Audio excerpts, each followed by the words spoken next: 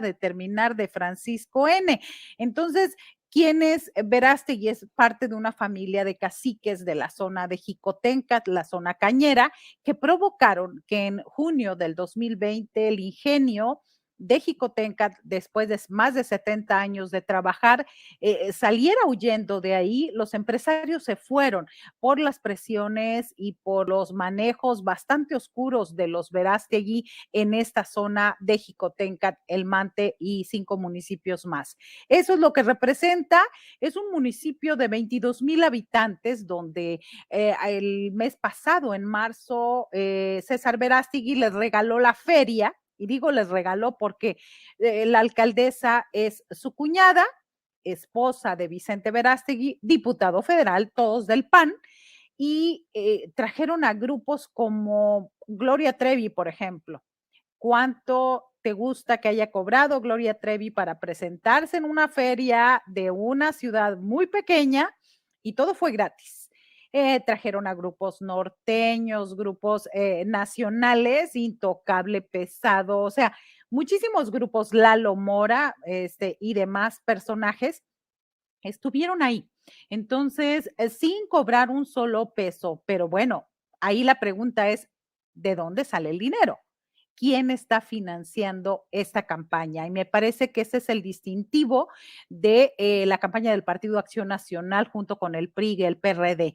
¿De dónde salen tantos recursos? Una presunción es de parte del gobierno del estado y otra, una parte pues mucho más oscura que tiene que ver con grupos del crimen. Marta Olivia, en ese sentido, plantearte, desde mi punto de vista, tendría que ser un proceso vigilado, porque además son 6 gubernaturas en juego, no estamos en medio de un proceso federal, no hay renovación de la Cámara de Diputados, no hay elección del presidente. Entonces, como estamos hablando de 6 estados, pues digamos que la fuerza mediática se va a distribuir y habrá una vigilancia sobre lo que sucede en Tamaulipas, en Oaxaca, en Hidalgo, pero ¿crees que tenga un margen de maniobra el gobernador Cabeza de Vaca para meterle mano, no solo con la distribución de recursos públicos, sino que hagan campañas de miedo o utilicen a grupos criminales para que la gente no vaya a votar ese día? O sea, ¿de qué son capaces? ¿O crees que se van a contener precisamente porque habrá el ojo mediático nacional y también seguramente desde el gobierno federal, el propio presidente que siempre ha hecho estos llamados a que no se compren los votos? Recuerdo, por ejemplo, en el proceso electoral pasado, en el caso de Nuevo León, que hubo una renovación de la gubernatura en 2021, yo di a conocer unas tarjetas que estaba distribuyendo el PRI. El propio presidente López Obrador dio a conocer en la mañanera mi tuit, o sea, quejándose de lo que estaba sucediendo. ¿Crees que eso pueda contener estos ánimos del gobernador Cabeza de Vaca y que la piense 2 veces? ¿O de qué es capaz? ¿Hasta dónde podría tratar de llegar él mismo en su afán de que pueda comprar la impunidad?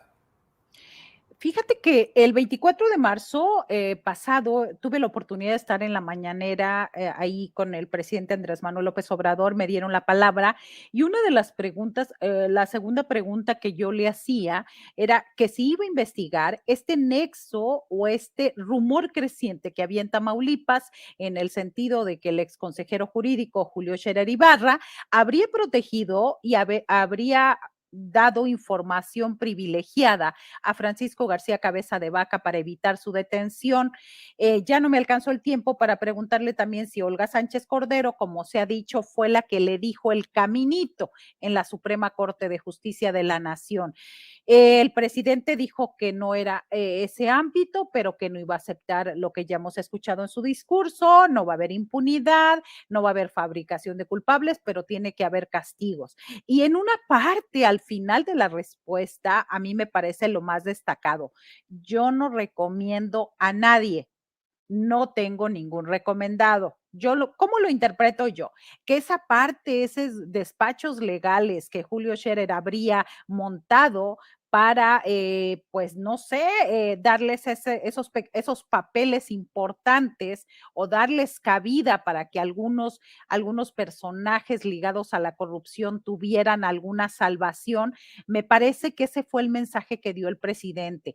Eh, yo considero que Francisco N. está desesperado, va a utilizar y ha estado utilizando todo. O sea, se ha hablado de cantidades millonarias. ¿Qué te da a pensar o qué les da a pensar, por ejemplo, que el ministro de la Suprema Corte, Juan Luis González Alcántara y Carrancá, o Carrancá nada más, haya decidido que no se le puede hacer nada, lo decidió el año pasado, que no se le podía hacer nada a Francisco N. hasta que terminara su mandato?